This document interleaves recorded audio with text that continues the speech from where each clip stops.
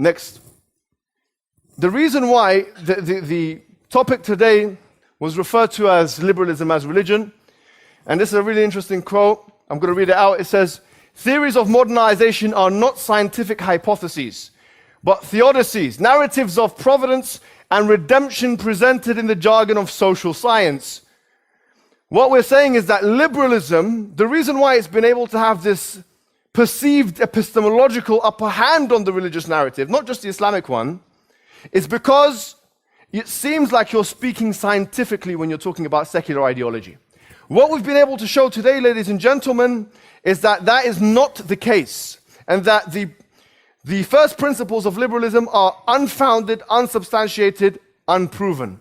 We've also been able to show, ladies and gentlemen, that actually not only are the first principles unproven, but a lot of them are based on mythology, fiction, stories, and so on. And so to favor that kind of a narrative over and above the Islamic one, or any other religious narrative for that matter, is frankly, academically unfair in the first instance, epistemologically unjustified in the first instance, philosophically unjust, frankly. You can't do that and ask us questions.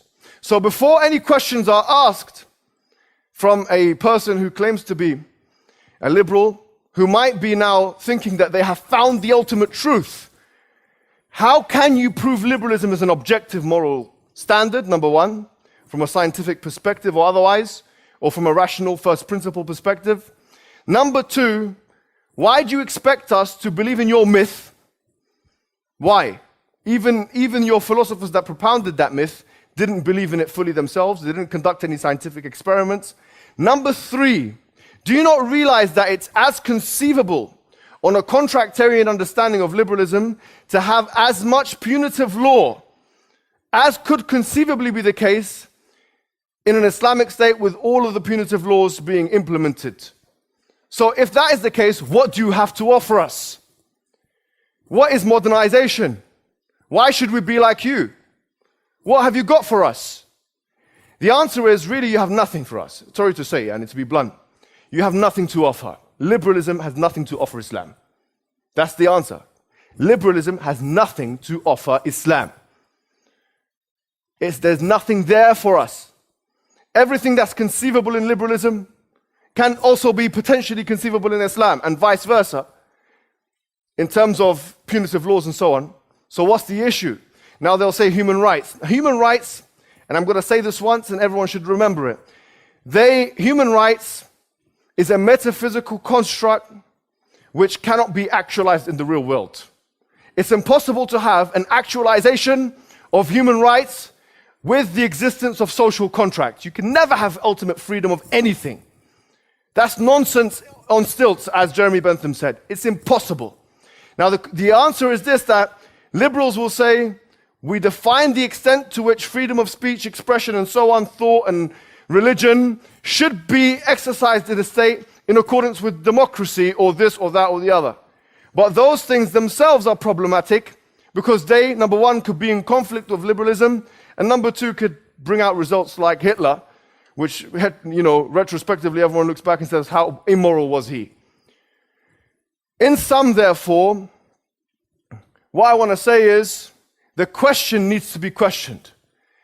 Whenever they ask you a question which is predicated on human rights, you should say, no, thank you. You have to first justify yourself. The last thing here I've got, sorry, is it okay for me to go over a little bit? Okay. There is an Orientalism here. By the way, Orientalism is not just a book that Edward Said wrote, which places the East as a subject of investigation, the abject, the other, but it's a kind of Orientalism which actually also exists in liberal discourse. So what many liberal Orientalists and progressive Muslims groups attempt to do is demonstrate the extent to which the hudud or punitive laws referred to in the traditionalist discourse are totally aberrational and therefore unacceptable in the context of human rights and liberalism in particular.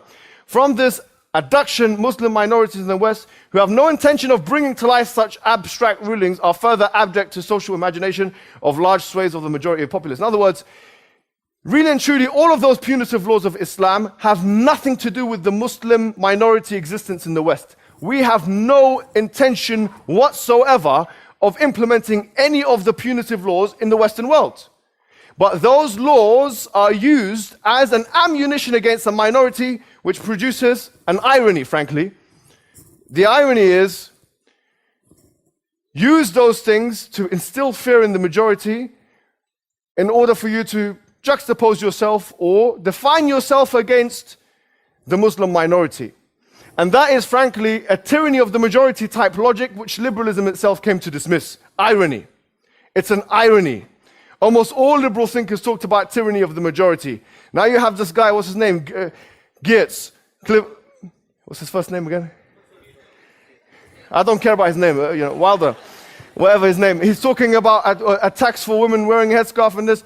This is against liberalism because it is, frankly, it doesn't understand that when you have a law in a liberal state, it has to be consistent to all people. He's not even liberal.